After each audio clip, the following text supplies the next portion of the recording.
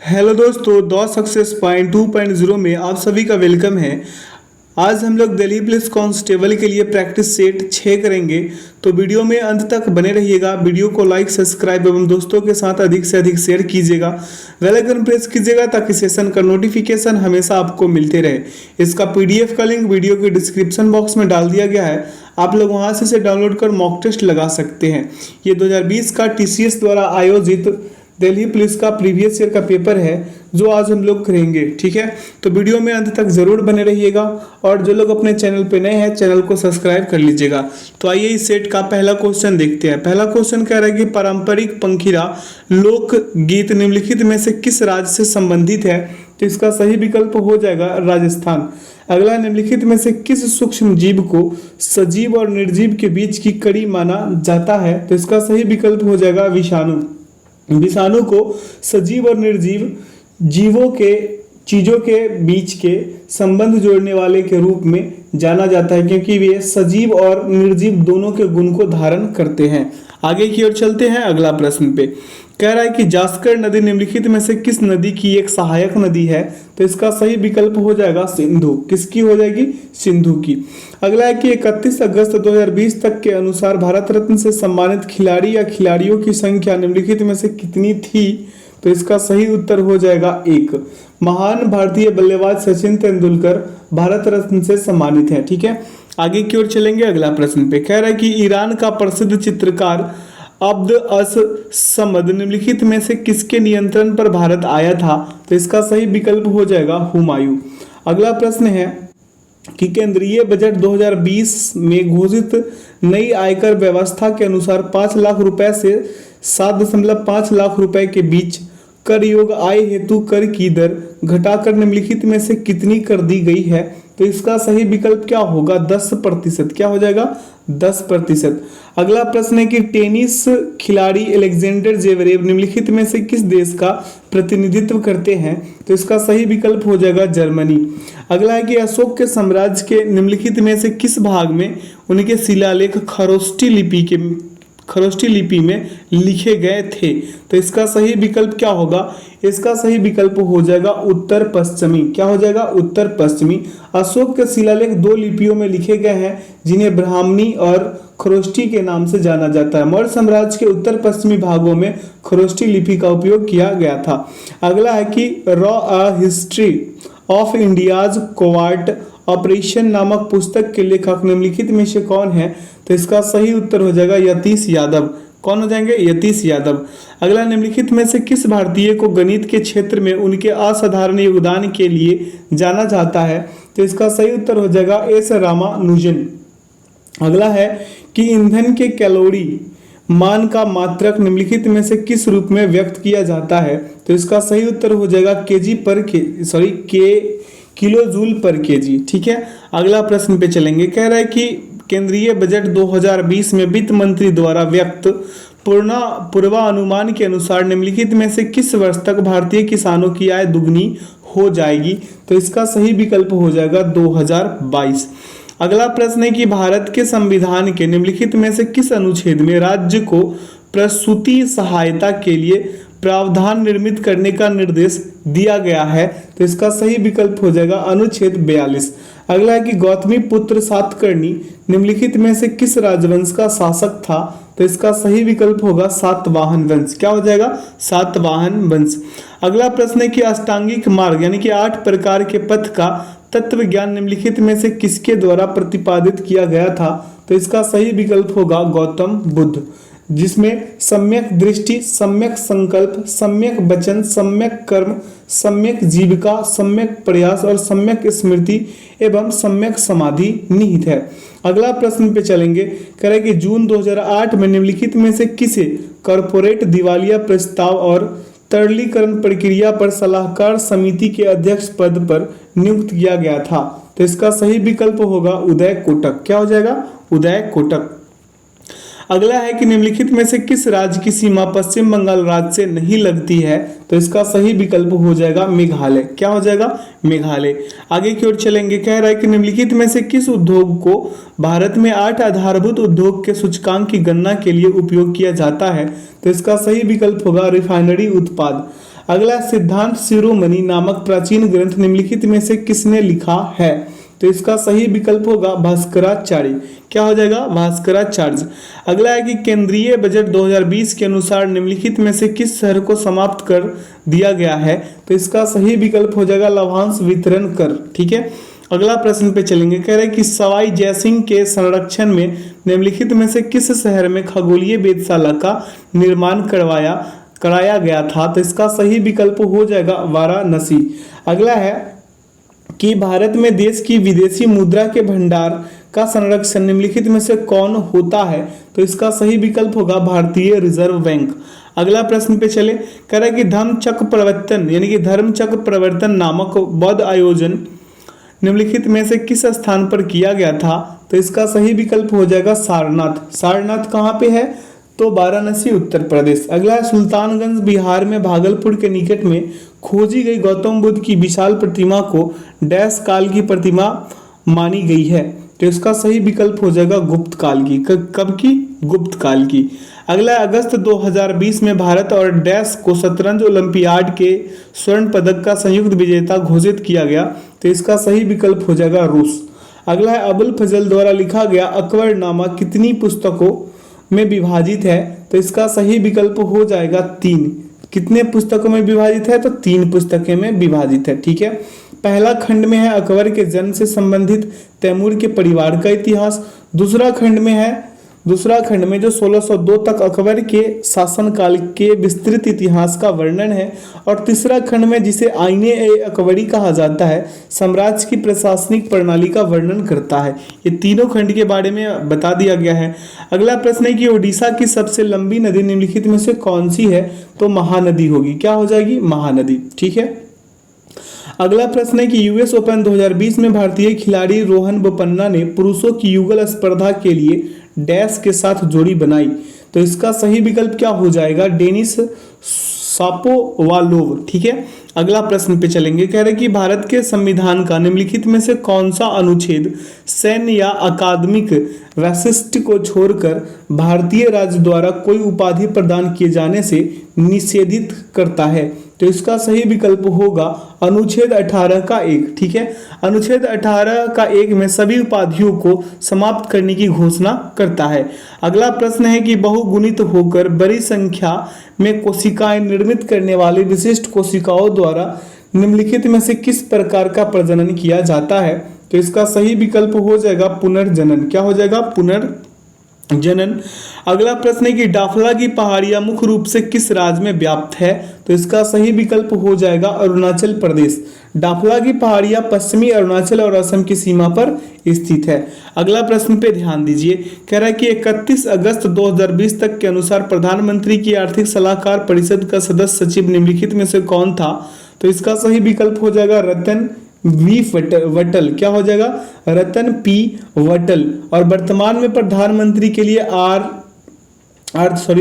आर्थिक सलाहकार जो है परिषद की संरचना डॉक्टर विवेक देवराय अध्यक्ष, श्री रतन पी वटाल सदस्य सचिव हैं और डॉक्टर साचिद चिनॉय अंशकालिक सदस्य हैं। ठीक है, आगे की ओर चलेंगे। अगला प्रश्न पे ध्यान दे लीजिए। कह रहा है कि अर्जुन पुरस्कार 2020 से सम्मानित अतानु दास निम्नलिखित में से किस खेल के एक पेशेवर खिलाड़ी हैं? तो इसका सही विकल्प हो जाएगा तीरंदाजी। अगला, निम्नलिखित में से किस पुस्तक के लिए अंतर्राष्ट्रीय बुकर पुरस्कार 2020 प्रदान किया गया था? तो इसका सही विकल्प होगा द डिस्कम्फर्ट ऑफ इवनिंग। अगला प्रश्न पे चलेंगे। प्रश्न क्या कह रहा है कि बाबर की गुफाएं निम्नलिखित में से किस राज्य में स्थित है? तो बाबर की जो गुफाएं हैं वो बिहार में है। सॉरी, माफ कीजिएगा, बराबर की गुफाएं हैं, हम बाबर पढ़ लिए, माफी चाहेंगे हम इसके लिए। तो बराबर की गुफाएं बिहार के जहानाबाद जिले के मखदुमपुर क्षेत्र में स्थित है। अगला प्रश्न पे चलेंगे और ध्यान देंगे प्रश्न को। कह रहा है पारंपरिक रंगमंच कला यानी कि माच निम्नलिखित में से किस राज्य से संबंधित है? तो ये जो माच जो है ये मध्य प्रदेश से संबंधित है। अगला है कि निम्नलिखित में से किस वर्ष में भारत के संविधान में 9वीं अनुसूची संलग्न की गई थी?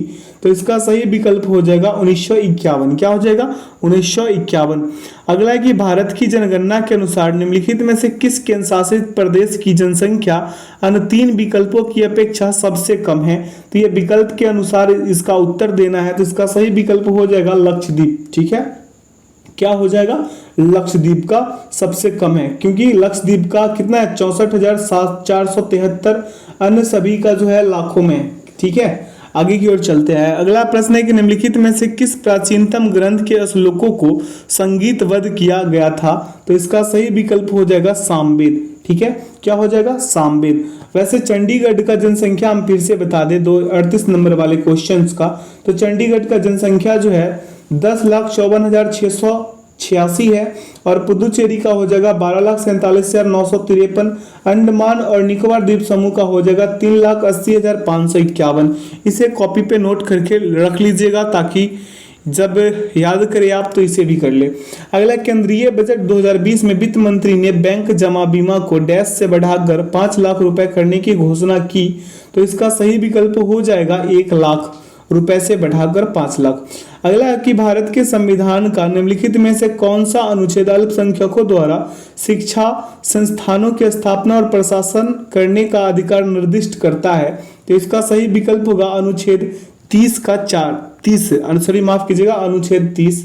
ठीक है, अगला प्रश्न पे चलते हैं। यह संविधान के भाग 3 के तहत एक मौलिक अधिकार है। आगे की ओर चले अगला प्रश्न पे। प्रश्न कह रहा है कि ब्रिटिश ईस्ट इंडिया कंपनी का भारत के व्यापार करने का एकाधिकार निम्नलिखित में से किस वर्ष में एक कानून के द्वारा समाप्त कर दिया गया? तो इसका सही विकल्प क्या हो जाएगा, 1813 का चार्टर्ड एक्ट के द्वारा।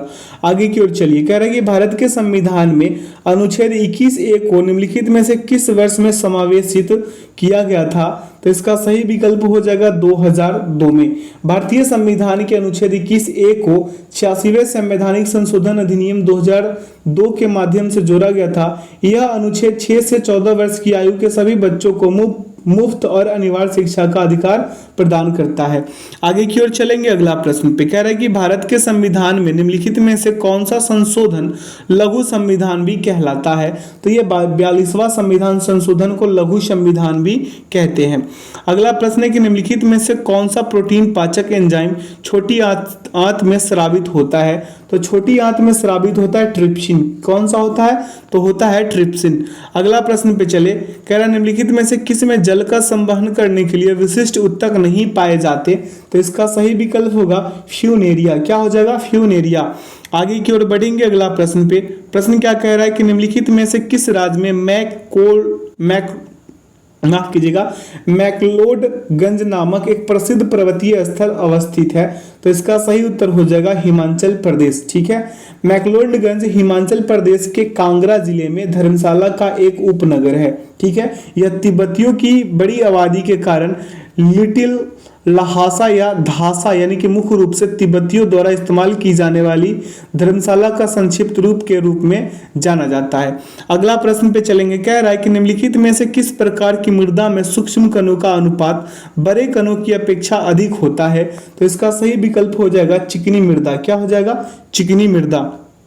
आगे की ओर चले, कह रहा है कि 2020 के विश्व खाद्य पुरस्कार के लिए निम्नलिखित में से किसका चयन किया गया है? तो इसका सही विकल्प होगा रतन लाल। अगला, निम्नलिखित में से किस राज्य सरकार ने 2020 में खिलाड़ियों के लिए जीवी राजा पुरस्कार आरंभ किया? तो इसका सही विकल्प क्या हो जाएगा? केरल। क्या हो जाएगा? केरल। अगला प्रश्न पे चलेंगे। यहाँ से रीजनिंग्स एवं मैथ का क्वेश्चन शुरू होंगे, तो आप लोग फटाफट कॉपी और कलम को लीजिए और मेरे साथ प्रश्न को करना शुरू कीजिए। तो प्रश्न कह रहा है कि उस वेन आरेख का चयन कीजिए जो निम्नलिखित वर्गों के बीच संबंध का सर्वश्रेष्ठ निरूपण करता है। पहला कह रहा है मांसाहारी शेर और हाथी है। तो देखिए, पहले हम क्या कर लेंगे, यहाँ पे शेर को डाल ले। शेर क्या होता है? मांसाहारी, और इधर शाकाहारी में हाथी हो गया। तो हाथी को ई से डिनोट कर दे, शेर को एल से, और यहाँ पे मांसाहारी को किससे कर दे? कार्निवोरस से। ठीक है, यहाँ पे सी, यानी कि विकल्प इसका कौन सा हो जाएगा? विकल्प 2 इसका सही हो जाएगा। आगे की ओर चलते हैं। प्रश्न क्या कह रहा है कि उस विकल्प का चयन कीजिए जिसमें दी गई आकृति अंतर्निहित है, आवर्तन की अनुमति नहीं है, यानी कि घुमाने की अनुमति आपको नहीं दी गई है। ध्यानपूर्वक देखिएगा इस फिगर को, तो विकल्प 2 में ये निहित है। आगे की ओर चलते हैं अगला प्रश्न पे। कह रहा है कि कौन सी विकल्प आकृति निम्नलिखित आकृति श्रृंखला में प्रश्नवाचक चिन्ह के स्थान को प्रस्थापित करेगी? अब प्रश्नवाचक चिन्ह जो है ना, यहाँ पे अगली स्थान पे कौन सा आएगा ये आपसे पूछा है। तो प्रत्येक अगली आकृति में वामावर्त दिशा में एक वृत्त छायांकित हो जाता है। किसमें, वामावर्त दिशा में प्रत्येक अगली आकृति में। तो ये देखिए यहाँ हुआ, फिर इसमें यहाँ आएगा, ठीक है। तो फिर तीसरे में हो गया, फिर आगे बढ़ा, फिर यहाँ आगे बढ़ा, तो अगले में क्या हो जाएगा, यहाँ पे हो जाएगा। और इसमें क्या हो रहा है, पहले यहाँ पे फिर यहाँ पे उल्टा, इसमें रिवर्स और इसमें ऐसे, ठीक है। तो देख लीजिएगा ध्यानपूर्वक, इसका सही विकल्प जो है 4 निकल के आ जाएंगे। अगला प्रश्न पे चलिए, कह रहा है नीचे एक कागज को मोड़ने और उसे काटने का तरीका दर्शाया गया है, यह कागज खोलने पर कैसा दिखाई देगा। ध्यान दीजिएगा इस प्रश्न पे, तो आपको उत्तर मिल जाएंगे विकल्प 1। कैसे, फिर देखिए पहले पेपर को इधर खोलिए, फिर इधर खोल लीजिएगा और फिर नीचे, ठीक है। तो इसका सही विकल्प 1 निकल के आ जाएंगे। अगला है कि निम्नलिखित 4 आकृतियों में से 3 आकृति में एक निश्चित प्रकार की समानता है और एक असंगत है, उस असंगत आकृति का चयन कीजिए। अगर आप ध्यान देते हैं तो 4 में से प्रत्येक आकृति में 10 वर्ग क्या है, 10 वर्ग है, 5 छायांकित वर्ग और 5 सफेद वर्ग है। लेकिन इसमें देखिएगा तो कुछ और ही माजरा है, क्या है, इसमें माजरा कुछ और है। विकल्प किसमें, 2 में। इसमें क्या हो रहा है कि अन्य सभी आकृति में 3 छायांकित वर्ग झुके हुए हैं तथा 2 सफेद वर्ग क्या हो रहा है, झुके हुए हैं, ठीक है। यहाँ पे झुके हुए हैं, आकृति 2 में जो छायांकित वर्ग है, वर्ग तथा 3 सफेद वर्ग जो है झुके हुए हैं। कितने, 3 सफेद वर्ग जो है क्या है, झुके हुए हैं। आगे की ओर चलते हैं, अगला प्रश्न पे ध्यान दीजिएगा। करा दिए गए समीकरण को संतुलित करने के लिए किन 2 चिन्हों को आपस में बदला जाना चाहिए। अब इसे 541 बराबर 541 करने के लिए भाग और किसको, घटाव को क्या कर दीजिए, बदल दीजिए आपस में, ठीक है। अगला प्रश्न है कि कौन सी विकल्प आकृति निम्नलिखित आकृति श्रृंखला में प्रश्नवाचक चिन्ह के स्थान को प्रस्थापित करेगी। ध्यानपूर्वक देखिएगा इस विकल्प में, इसको कैसे कीजिएगा।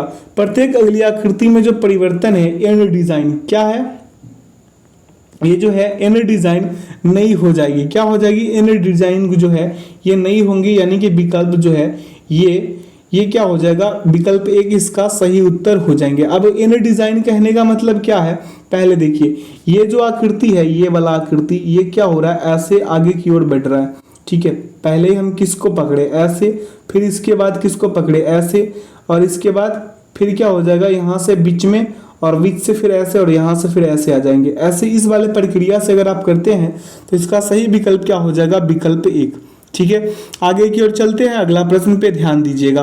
प्रश्न क्या कह रहा है कि उस विकल्प का चयन कीजिए जिसका तृतीय संख्या से वही संबंध है जो द्वितीय संख्या का प्रथम संख्या से है। अब यहाँ पे देखिए हमको करना क्या है, 72 और कितना है, 59 है, ठीक है। तो हम क्या करेंगे, 7 और 2 को अलग अलग गुना कर लेंगे और बराबर क्या हो जाएगा 14, और इसको रिवर्स कर लिख लेंगे यानी 41, ठीक है। फिर यहाँ पे 5 और गुणे 9 कर लेंगे यानी 45, ठीक है। और ये 45 को अगर पलट कर लिखेंगे तो 54 हो जाएगा। क्या हो जाएगा, 54 हो जाएगा। सेम उसी प्रकार से अगर हम 38 है, इसको मल्टीप्लाई कर ले, 3 गुणे 8 कर ले तो क्या हो जाएगा 24, और 24 को पलट कर लिखे तो 42 मिल जाएंगे। सेम उसी प्रकार से यहाँ पे 52 है, तो 52 को अलग अलग गुना कर लेंगे तो 10, और 10 को ऐसे करके लिखेंगे तो 01 हो जाएगा। यानी कि इसका सही विकल्प क्या हो जाएगा, विकल्प 1। क्या हो जाएगा, विकल्प, माफ कीजिएगा, विकल्प इसका 4 होगा। क्या होगा, 4, ठीक है। यहाँ पे 4201 होगा ना, 4210 थोड़ी होगा, ठीक है। आगे की ओर चले, प्रश्न यहाँ पे आपसे क्या कह रहा है, ये तो हो गया। प्रश्न यहाँ पे देखिए, एक कुट भाषा में पैरट को RLNMUI के रूप में लिखा जाता है, उसी भाषा में कुक्कू को किस प्रकार लिखा जाएगा। पहले हम पैरट का कर ले, PARROT है, ठीक है। अब यहाँ पे देखिए R है, क्या है, L है, N है, M है, और क्या है, UI, यही तो है। अब देखिए यहाँ R से अगर P, यहाँ पे देखिए करना क्या है आपको फिर से हम करके दिखाते हैं। P है, ARRROT, ठीक है। अब देखिए R है, L N M और UI है, यही है ना, UI, ठीक है। अब यहाँ पे देखिए, यहाँ पे T से R के बीच ये जो T है, ये जो T से R के बीच -2, O से L के बीच -3, R से N के बीच -4, R ये वाला R से M के बीच माइनस का कितना हो जाएगा, 5। ऐसे ही आगे बढ़ते जाइएगा तो 7 तक जाएंगे। कुक्कू में भी अगर कीजिएगा तो विकल्प 1 निकल के आ जाएंगे। क्या आ जाएंगे, विकल्प 1 इसका सही उत्तर हो जाएगा, ठीक है। वीडियो को पॉज करके इसे कीजिएगा। अगला कि एक गैर मानक पासे की 3 भिन्न भिन्न स्थितियां दर्शाई गई है। विकल्पों में से उस अक्षर का चयन कीजिए जो अक्षर टी वाले पृष्ठभाग के विपरीत पृष्ठभाग पर होगा। अब यहाँ पे हम क्या कर लेंगे, कॉमन करके भी इसे कर सकते हैं। क्या कर सकते हैं, इसे कॉमन करके बना सकते हैं। हमें पूछा है हमसे क्या कि टी वाले भाग के विपरीत पे पूछ रहा है, टी के विपरीत पूछ रहा है। ठीक है, तो हम चलिए इसको कॉमन करते हैं। क्या करते हैं, इसको हम कॉमन कर लेंगे। कैसे कॉमन करेंगे, देखिए यहाँ से टी से टी खत्म, ए से ए खत्म, यहाँ तो आर का विपरीत एफ आ रहा है। चलिए हम ये इसमें से एक पासे को लेंगे, किसको, ये पासे और ये पासे को ले, तो इसमें कॉमन कुछ दिख रहा है, इसमें कॉमन नहीं दिख रहा है, इसलिए हम इसको ले लेंगे, इस वाले पासे को। ठीक है, तो यहाँ पे आर कॉमन है, यहाँ भी आर कॉमन है। ठीक है, तो आर के इस एंटी क्लॉकवाइज चलेंगे तो आर के बाद ई आ जाएगा, ई के बाद क्या आ जाएगा, जी। ठीक है, फिर यहाँ से आर के विपरीत क्या हो जाएगा, ए। ठीक है, आर के अगला स्टेप पे ए के बाद क्या हो जाएगा, टी, यानी कि टी का जो विपरीत होगा क्या हो जाएगा, जी। विकल्प 3 सही। ठीक है, आगे की ओर चलते हैं। कह रहा है यदि ऊर्ध्वाधर दर्पण को दी गई आकृति के दाईं ओर रखा जाए तो दर्पण में निर्मित इस आकृति के सही प्रतिबिंब का चयन कीजिए। ध्यानपूर्वक देखिएगा इस प्रतिबिंब को, यहाँ पे मिरर डाला गया है ये। ठीक है, और कैसा वाला आकृति बनेगा, ये ज्यादा कंफ्यूजिंग क्वेश्चंस है तो ध्यान से इसे देखिएगा। ये वाला फिगर पे ज्यादा गौर कीजिएगा तो आपका प्रश्न जल्दी बन जाएगा। ठीक है, इस पे हम गौर करने बोले हैं और वीडियो को पॉज करके और आगे पीछे करके बना सकते हैं। ठीक है, तो ध्यान दीजिए विकल्प 3 पे, इसका सही उत्तर आपको दिख गया होगा। ठीक है, वीडियो को आगे पीछे कर इसे चेक कर सकते हैं। अगला निम्नलिखित 4 शब्दों में से 3 शब्द में एक निश्चित प्रकार की समानता है और एक असंगत है, उस असंगत विकल्प का चयन कीजिए। ध्यान दीजिए इसमें क्या कह रहा है, अल्प व्यय यानी कि अन्य 3 शब्द जो है ना, अल्प व्यय के अलावा, इसके अलावा अन्य 3 शब्द जैसे प्रत्यावर्तन है, पुनर्जन्म है, पुनर्यौवन है, प्राप्ति कमोबेश समान अर्थ वाले हैं। क्या है, कमोबेश समान अर्थ वाले, लेकिन अल्प व्यय का अर्थ है कम खर्च करना, यानी कि लागत कम करना, इसलिए क्या हो जाएगा, विकल्प ए जो है भिन्न हो जाएंगे। अगला, तापमापी थर्मोमीटर का तापमान से वही संबंध है जो संबंध चांद यानी कि प्रोटेक्टर का संबंध किससे हो जाएगा, इस प्रोटेक्टर का संबंध कोण से हो जाएगा। क्या हो जाएगा, कोण से। आगे की ओर चलते हैं। कह रहा निम्नलिखित श्रेणी में प्रश्नवाचक चिन्ह को दिए गए विकल्पों में से कौन सी संख्या प्रस्थापित करेगी। ध्यान दीजिएगा इस प्रश्न पे, यहाँ पे क्या हो रहा है, हम पहले आपको हिंट कर बताते हैं। जैसे देखिए 1 गुने 2 और +3 कीजिएगा तो आपको अगला संख्या ये 5 मिलेगा। ठीक है, सेम इसी प्रकार से 5 गुने आप 2 कर लीजिए और +3 कर लीजिएगा, अगला संख्या 13 मिल जाएंगे। ऐसे ही करते चलिएगा तो यहाँ पे आपको 61 मिल जाएंगे जो विकल्प 3 में निहित है। अगला है कि उस समुच्चय का चयन कीजिए जिसमें संख्याओं के बीच वही संबंध है जो नीचे दिए गए समुच्चय की संख्याओं के बीच है। अब यहाँ पे देखिए क्या करना है, 9 माइनस क्या कर लीजिए 3, तो आपको क्या मिल जाएंगे, सॉरी 9 - 6 कीजिएगा तो मिलेंगे क्या 3, और ये 3 में 9 से गुना करा दीजिए, आपको क्या मिल जाएंगे 27। सेम इसी प्रकार से अगर हम ऑप्शन 4 में करें, किस में करें, ऑप्शन 4, हर ऑप्शन को चेक करेंगे सेशन लंबा हो जाएगा, इसलिए डायरेक्ट आंसर पे आ गए हैं मेरे दोस्त। तो इस पे ध्यान देते हुए देखिए 8 - 6 कर ले तो हमें 2 मिल जाएंगे और 2 में फिर 9 से गुना करा दे तो 18 मिल जाएंगे जो विकल्प 4 में निहित है। ठीक है, अगला प्रश्न है कि सूरत और अहमदाबाद के बीच 280 किलोमीटर की दूरी है। कहाँ बोला, सूरत और अहमदाबाद के बीच 280 किलोमीटर की दूरी है।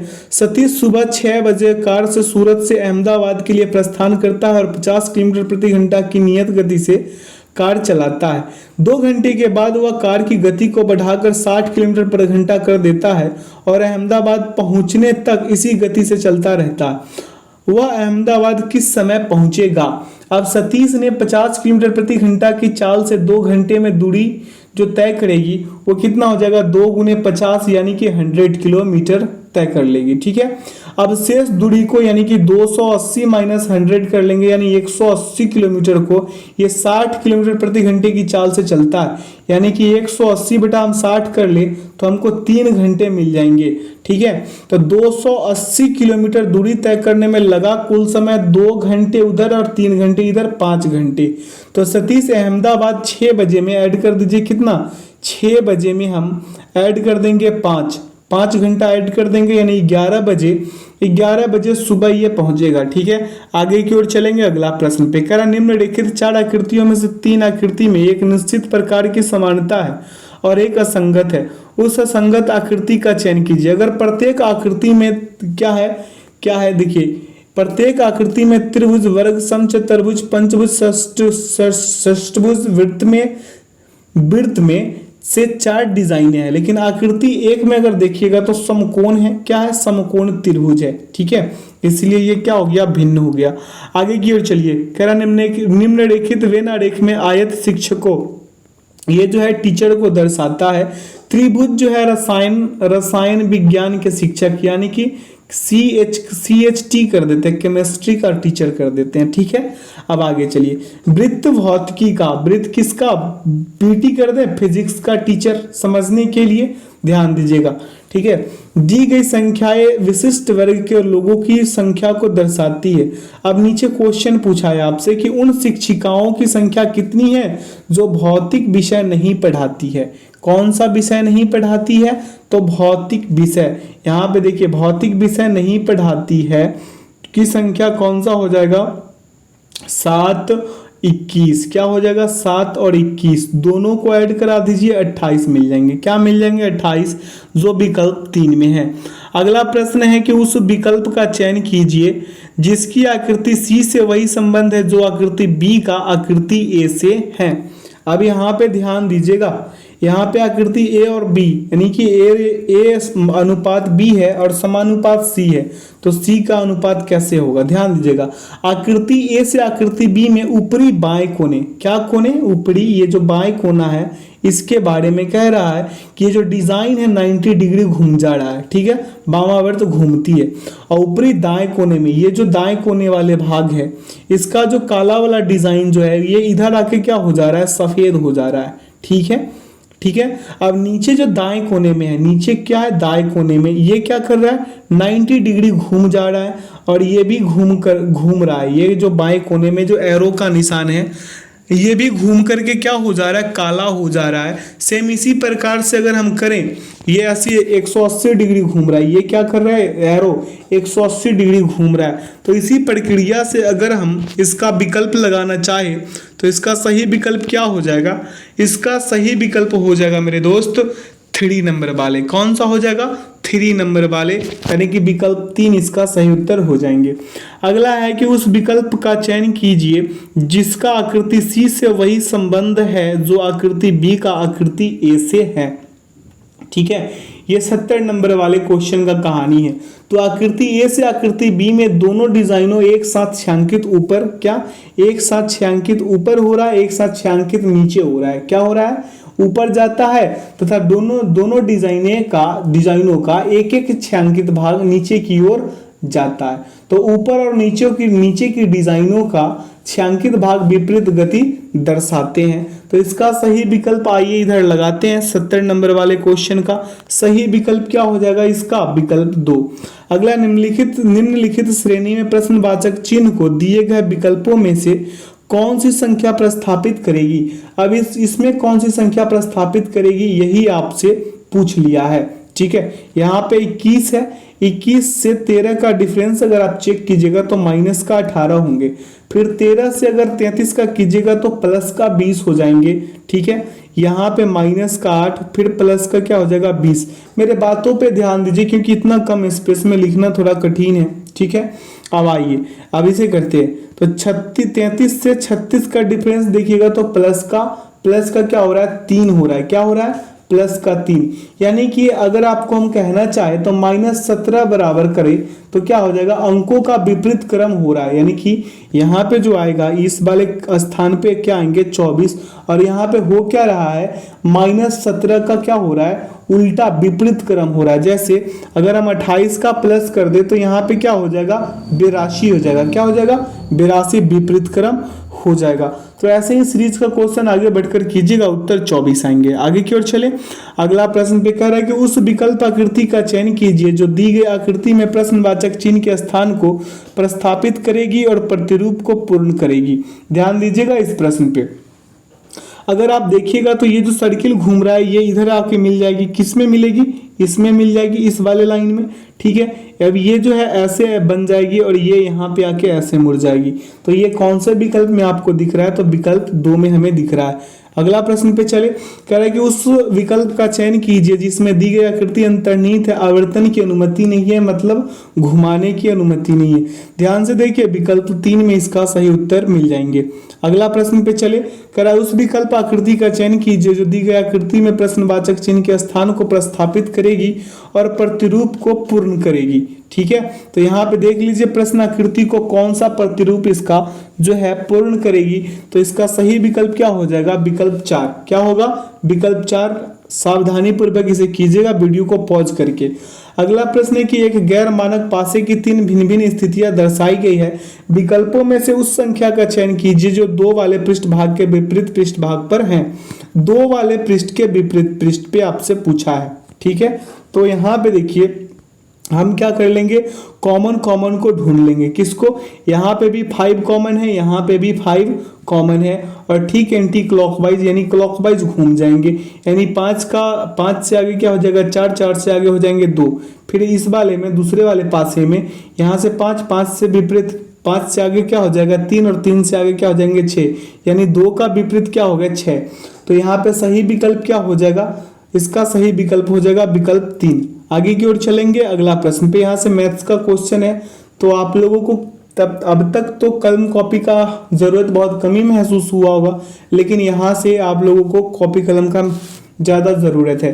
प्रश्न क्या कर रहा है, किसी वस्तु पर 32% की छूट के साथ और 20% और 12% की 2 क्रमिक छूटों के बाद उसके विक्रय मूल्य के बीच 36 रुपए का अंतर है। उस वस्तु का अंकित मूल्य रुपए में कितना है। अब मान लीजिए कि वस्तु का अंकित मूल्य क्या हो जाएगा 100 रुपए, 100 रुपए है, और छूट कितना है 32% छूट के साथ, यानी कि x का क्या हो जाएगा, x का 100 माइनस 32%। ठीक है, कितना हो जाएगा 32%। अब कीजिएगा तो क्या हो जाएगा x का 68, क्या हो जाएगा x का 68% बराबर 68 है 68x बटा 100 हो जाएंगे। ठीक है, यानी कि 20% और 12% की 2 क्रमिक छूट के बाद वस्तु का विक्रय मूल्य क्या हो जाएगा x का 80% का 88%। ठीक है, क्या हो जाएगा 88%। अब आगे अगले स्टेप पे करते हैं, तो क्या हो जाएगा x गुने 80, x गुने 80, ये 80 है मेरे दोस्त, और बटा में 100, और गुने में क्या हो जाएगा 88 बटा क्या हो जाएगा 100। कीजिएगा तो क्या हो जाएंगे बराबर में 88x बटा कितना हो जाएगा 125। ठीक है, अब अगले स्टेप पे चल लें। यहाँ से देखिए तो क्या हो जाएगा 88x बटा 125 माइनस 68x बटा क्या हो जाएगा 100। ठीक है, क्या हो जाएगा 100 अब बराबर 36, और इसका एलसीएम लीजिए तो 100 का क्या ये 125 और 100 का कीजिएगा तो 500 आ जाएंगे। कितने आ जाएंगे 500, और यहाँ पे मल्टीप्लाई कर इसका भिन्न का घटाव लगा लीजिए तो 352 एक्स आएंगे, इसे कीजिएगा तो, और माइनस का क्या हो जाएगा 340 एक्स और बराबर में क्या 36। यानी अगले स्टेप पे ऊपर थोड़ा सा लिख दें, ऊपर लिख देते हैं, यहाँ पे हो जाएंगे 12x बराबर 36 गुने 500। कितने हो जाएंगे 36 गुने 500, काट पीट मचा के उत्तर लाइएगा 1500 आ जाएंगे। ठीक है, आगे की ओर चलते हैं, अगला प्रश्न पे ध्यान देते हैं। कह रहा है कि 12% वार्षिक त्रैमासिक रूप से देय ब्याज के समतुल्य प्रभावी वार्षिक ब्याज दर दशमलव के 2 स्थान तक शुद्ध क्या होगी। अब ब्याज अगर त्रैमासिक रूप से देय हो तो r बराबर आप क्या करते हैं 12 बटा कितना हो जाएगा 4 यानी 3%, यानी कि 3% के समतुल्य वार्षिक ब्याज कितना हो जाएगा 3 प्लस 3 गुने 3 और बटा 100%। इसे कीजिएगा तो कितना आ जाएगा 6.09%। ठीक है, तो 6.09% के समतुल्य वार्षिक ब्याज निकाल ले तो क्या होंगे, आइए देखते हैं। तो 6.09 प्लस 6.09 और प्लस 6.09 गुने 6.09 और बटा में क्या हो जाएगा 100%। अब इसे कीजिएगा तो पहले वाले का इसका कितना आ जाएगा 12 इसको ऐड कीजिए तो 12.18 आ जाएंगे और प्लस में 0.3708 आ जाएंगे, ऐड कीजिएगा 12.55 लगभग इसका सही उत्तर हो जाएंगे 12.55 विकल्प 2 विकल्प 2 इसका सही उत्तर हो जाएगा। अगला है कि एक व्यक्ति ने 50,000 रुपए का निवेश किया, जिसमें से कुछ राशि उसे 10% और शेष राशि 12% वार्षिक साधारण ब्याज दर पर निवेश की। 2 वर्ष पूरे होने पर उसे ब्याज के रूप में कुल 11,640 रुपए प्राप्त हुए। निवेश के प्रथम और द्वितीय भागों की राशि कितनी थी? निवेश के प्रथम और द्वितीय दोनों पूछा है। मान लीजिए निवेश का प्रथम भाग x और निवेश का दूसरा भाग 50,000 माइनस x, ठीक है। पहल का क्या हो जाएगा? फर्स्ट वाला हो जाएगा x, ठीक है। और सेकंड वाला हो जाएगा कितना? सेकंड वाला हो जाएगा 50,000, ठीक है। 50,000 और माइनस का क्या हो जाएगा? x, ठीक है। अब चलिए 100 रुपए। अब यहाँ पे 2 वर्ष के बाद कुल ब्याज अगर निकालिएगा, 2 वर्ष के बाद कुल ब्याज कितना था? 11,640, यानी कि x गुने 10 और गुने कितना हो जाएगा? 2/100 और प्लस में, ये प्लस में जो है इधर लिख देते हैं ऊपर, प्लस में 50,000, ठीक है। और माइनस का x गुने 12 कीजिएगा और बटा में क्या कर लीजिएगा? 100। मेरे बातों पे ध्यान देकर इसे अच्छे से सोच कर लिखिए। फिर से हम लिख देते हैं, x गुने क्या हो जाएगा? 10 गुने 2 और बटा में क्या हो जाएगा? 100 और यहाँ पे प्लस, ये 100 है और प्लस यहाँ पे देखिए 50,000 माइनस 100 गुने क्या हो जाएगा? 12 गुने 12, ठीक है। और बटा में 100 और इधर बराबर में 11,640, ठीक है।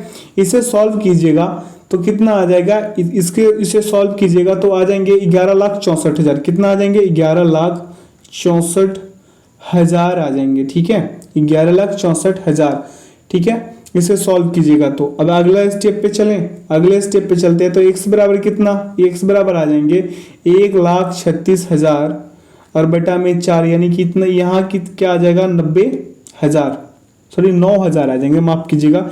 यहाँ पे 9,000 ही होंगे, इकाई दहाई सैकड़ा, यानी 9,000। अब निवेश का दूसरा भाग निकालिएगा तो 50,000 में से घटा दीजिए 9,000, यानी 41,000।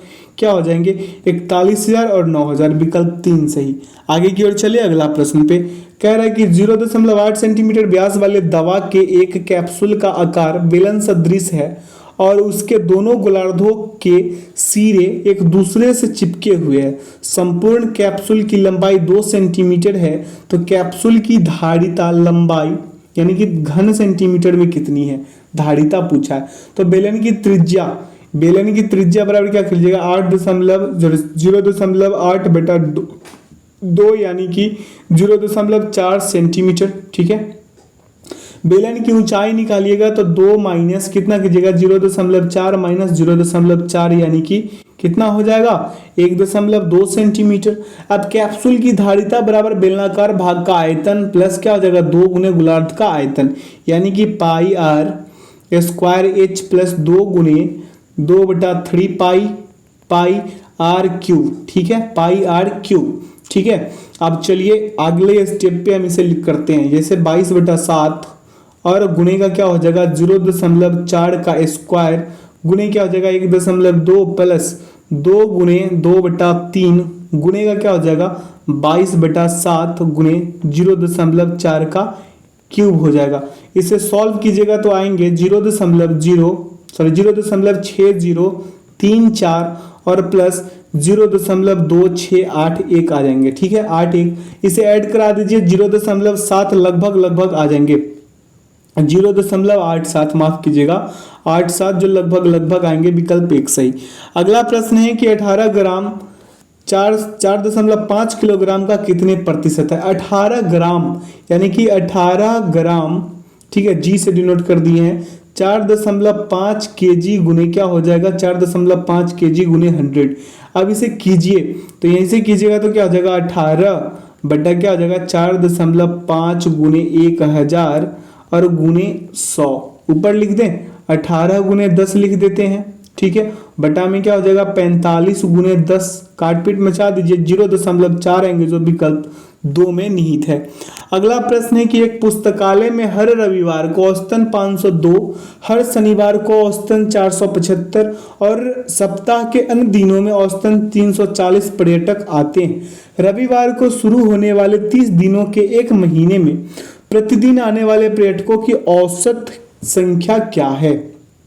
तो चूंकि महीना रविवार से शुरू होता है तो पर्यटकों की संख्या क्या हो जाएगा? 5 गुने 02 प्लस 4 गुने 7, ये 4 गुने कितना है? 475 है ना, 475 प्लस 21 गुने 340। क्लियर है? और बटा में 30, बटा में 30 सभी को ऐड करा दीजिएगा, गुना भाग सॉरी गुना और ऐड, गुना और जोड़ करके तो 11,550 बटा 30 आएंगे। काट पीट में चार दीजिएगा तो 350 ही आ जाएंगे, जो विकल्प 4 में निहित है। अगला प्रश्न है, इसको आप लोग खुद कर लीजिएगा, इस प्रश्न को आप लोग खुद कीजिएगा। 31 बटा 42 उत्तर आएंगे। ठीक है, आगे की ओर चलते हैं। अगला प्रश्न पे कह रहा है 2 साइकिलों के मूल्यों के बीच अनुपात 7:8 था। 2 वर्ष बाद जब पहली साइकिल के मूल्य में 30% और दूसरी साइकिल के मूल्य में 1500 रुपए की वृद्धि होती है तो उनके मूल्यों के बीच का अनुपात 15:16 हो जाता है। दूसरी साइकिल का वास्तविक मूल्य रुपए में कितना था, यही आपसे पूछ लिया है। ठीक है, यही क्या किया है, आपसे पूछा है। तो पहली साइकिल का मूल्य कितना हो जाएगा? 7x। ठीक है, पहली साइकिल का। ठीक है, अब देखिए दूसरी साइकिल का मूल्य कीजिएगा सेकंड वाला का, सेकंड वाला का तो क्या हो जाएगा? 8x। 2 वर्ष बाद पहली साइकिल का मूल्य यानी कि 7x का कितना हो जाएगा? 130%, यानी कि 7x गुने 130 और बटा में 100 बराबर में 91x बटा 10। ठीक है, अब दूसरी साइकिल का मूल्य निकालिएगा तो क्या हो जाएगा? 8x plus 1500। ठीक है, प्लस 1500। अब आइए प्रश्न से इसे कीजिए तो 91x बटा 10 बटा में क्या हो जाएगा? 8x प्लस का 1500। ठीक है, और बराबर 15 बटा 16। ठीक है, इसे सॉल्व कीजिएगा तो 8x प्लस क्या हो जाएगा? 1500 और बराबर 91x गुने 16 और बटा में 10 गुने 15 हो जाएंगे। ठीक है, अब आगे इसे सॉल्व कीजिएगा। 878.90 रुपए आएंगे। 878 कितने आएंगे? 90 रुपए। और दूसरी साइकिल का चेक कर लीजिए तो दूसरी साइकिल का मूल्य 8x है। कितने हैं? 8x। तो 8 में रख दीजिए कितना? 878.906 कर दीजिएगा तो कितना हो जाएंगे? 7,031.25 रुपए आएंगे, जो विकल्प 3 में निहित है। किसमें? 3 में। अगला प्रश्न है कि एक आयताकार फर्श की लंबाई और चौड़ाई क्रमशः 14.35 मीटर और 11.55 मीटर है। इसे पूरी तरह से ढकने के लिए कम से कम कितनी वर्गाकार टाइल्स की आवश्यकता होगी? अब आयताकार फर्श की लंबाई कितना है तो यहाँ पे देख लीजिए 14.35 गुने 100 कर दीजिएगा तो 1435 सेंटीमीटर।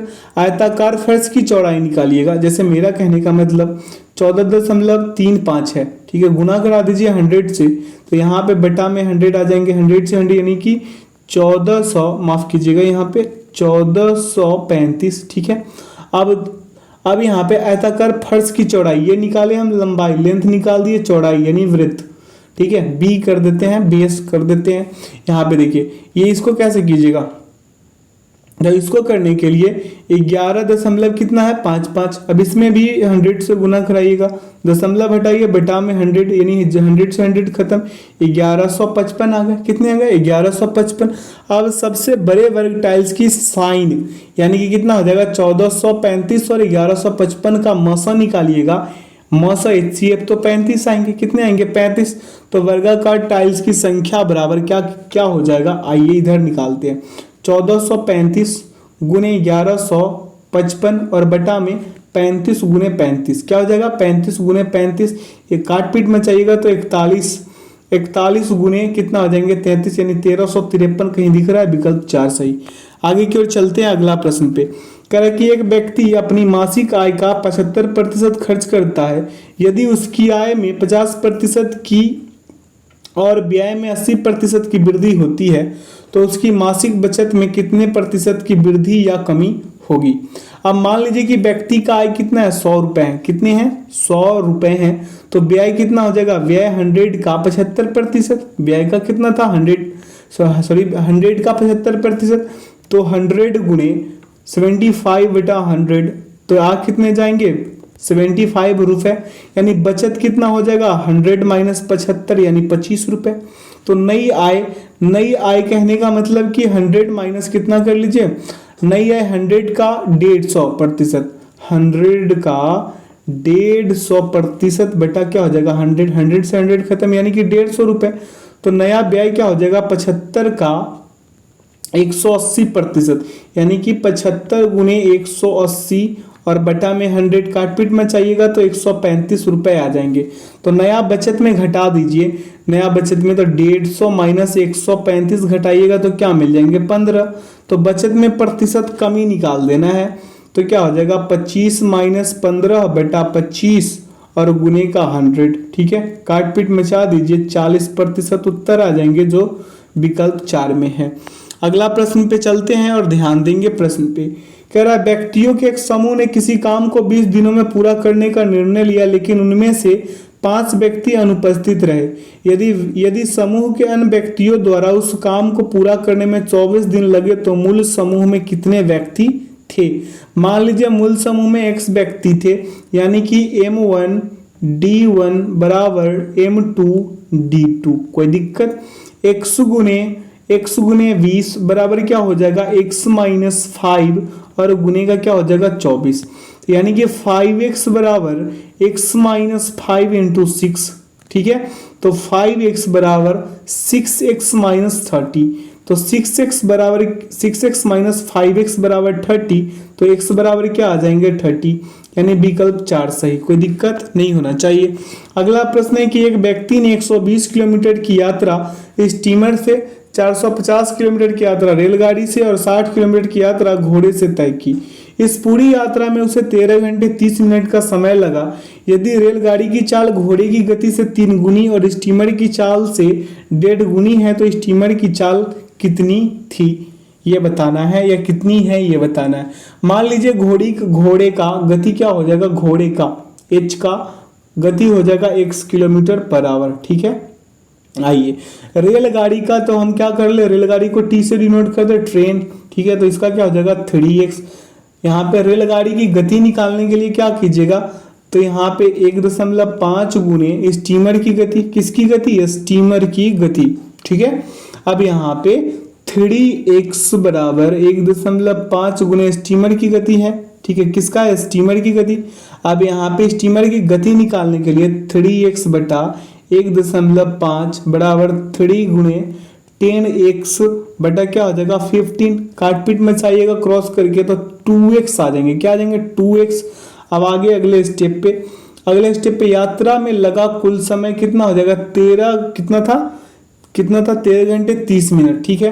तो यहाँ पे 120 बटा 2x, ठीक है, यहाँ पे 450 बटा 3x और प्लस 60 बटा x और बराबर 27 बटा 2, ठीक है। अब यहाँ से एलसीएम कीजिएगा तो 6x, इसका कितना हो जाएगा 360, इसका कितना 900 और इसका कितना हो जाएगा 360, यानी कि यार बराबर में 27 बटा 2 कीजिएगा इसे तो आएंगे आपसे 20, ठीक है। अब स्टीमर की चाल है तो 2x में 20 डाल दीजिए 40 किलोमीटर पर घंटा हो जाएंगे। आगे की ओर चलते हैं अगला प्रश्न पे। कह रहा 2 अंकों की एक संख्या में इकाई अंक दहाई अंक से 4 अधिक है। यदि दी गई संख्या और उसके अंकों के योग का गुणनफल 370 है तो संख्या क्या होगी। मान लीजिए दहाई अंक क्या हो जाएगा x, दहाई अंक क्या हो जाएगा x, तो यहाँ पे इकाई अंक का क्या हो जाएगा, इकाई अंक का x प्लस 4, ठीक है। तो ये संख्या क्या हो जाएगा 10x प्लस 4 हो जाएगा, यानी कि 11x बराबर क्या 4, ठीक है। तो अगले स्टेप पे लिख लेते हैं हम इसे, क्या हो जाएगा 11x plus 4 into x plus 4 और बराबर क्या 370, कितने 370। अब इसे सॉल्व कराइएगा तो क्या मिलेंगे आपको, इसे सॉल्व कराइएगा तो आइए इसे सॉल्व कराते हैं। जब सॉल्व कराइएगा तो आपका समीकरण हो जाएगा 22x square plus 52x plus 16 minus 370 बराबर क्या हो जाएंगे 0, ठीक है। तो यहाँ पे कॉमन कर लिखिएगा तो क्या हो जाएगा 11x square plus 26 x minus क्या हो जाएगा 177 बराबर 0, ठीक है। अंततः इसका जो समीकरण का हल होगा ये 0 आएंगे। अब ये आगे अगले स्टेप पे चलते हैं। अगले स्टेप पे चलेंगे तो क्या होगा, 11x प्लस 49 आएंगे और x माइनस 3 बराबर क्या हो जाएंगे 0, यानी कि x बराबर 1 क्या आ गए 3 और 1 क्या आए थे 0। अब यहाँ पे देखिए संख्या बराबर निकालिएगा तो 11x प्लस 4 में कितना डाल दीजिएगा 3, यानी 11 गुने 3 और प्लस क्या हो जाएगा 4, यानी टोटल हो के इतने का 37, विकल्प 3 सही। आगे की ओर चलिए, अगला प्रश्न पे कह रहा है कि रोहित अपनी वस्तु पर क्रय मूल्य से 30% अधिक मूल्य अंकित करके उन पर 13.5% की छूट देता है। यदि वह किसी वस्तु को 1012.05 में बेचता है तो उस वस्तु का क्रय मूल्य रुपए में क्या था। तो मान लीजिए कि क्रय मूल्य कितना 100 रुपए, तो वस्तु का अंकित मूल्य कितना हो जाएगा 100 प्लस 30, यानी कि 130 रुपए। कितना हो जाएगा 130 रुपए हो जाएंगे ना। अब वस्तु का विक्रय मूल्य निकालिएगा तो क्या हो जाएगा 130 का कितना 86.5%, यानी कि 130 गुने 86.5% और बटा में 100 काट पीट मचाइएगा तो 112.45 रुपए आ जाएंगे। तो वस्तु का क्रय मूल्य निकाल देना है। क्या निकाल देना है, क्रय मूल्य, ठीक है। तो वस्तु का क्रय मूल्य बराबर हो जाएगा 100 बटा 112.45 गुने 1012, कितना है 1012.05, काट पीट मचा दीजिए 900 उत्तर आ जाएंगे जो विकल्प 1 में निहित है। अगला प्रश्न है कि दो वृत्तों की त्रिज्याएं क्रमशः 4 सेंटीमीटर और 3 सेंटीमीटर है। उस वृत्त का व्यास सेंटीमीटर में क्या होगा जिसका क्षेत्रफल दोनों वृत्तों के क्षेत्रफल के योग के 4 गुने के बराबर है। तो यहाँ पे हमको करना क्या है, मान लीजिए कि नए वृत्त की त्रिज्या r हो गया, तो नए वृत्त का क्षेत्रफल क्या हो जाएगा 4 पाई इंटू पाई गुने क्या हो जाएगा 4 का स्क्वायर प्लस पाई गुने 3 का क्या हो जाएगा स्क्वायर। अब इसे कीजिएगा तो पाई r स्क्वायर बराबर 4 इंटू 16 पाई प्लस कितना हो जाएगा 9 पाई, ठीक है 9 पाई हो जाएंगे, यानी कि पाई आर क्या हो जाएगा पाई आर स्क्वायर बराबर 4 गुने कितना 25 पाई, 16 9 25 पाई होंगे। अब आर बराबर अगर निकालते हैं आर बराबर तो रूट अंडर क्या हो जाएगा 4 गुने 25, यानी कि 2 गुने हम लिख सकते हैं 5, यानी 10 सेंटीमीटर। तो नए वृत्त का जो व्यास होगा कितना हो जाएगा 2 गुने आर लिखना है तो यानी कि 2 गुने 10, यानी कि कितना हो जाएगा 20, विकल्प 3 सही। विकल्प 3 इसका क्या हो जाएगा परम सत उत्तर हो जाएंगे। अगला प्रश्न है कि इंटरनेट पर एक होस्ट से दूसरे होस्ट को फाइल स्थानांतरित करने के लिए निम्नलिखित में से किस प्रोटोकॉल का उपयोग किया जाता है। तो इसका सही उत्तर होगा FTP, ठीक है। अगला प्रश्न पे चलिए, कह रहा है MS एक्सेल में किसी सेल में फार्मूला बराबर है कितना 16/3/3 का परिणाम क्या होगा। तो इसका सही विकल्प लगा दीजिए।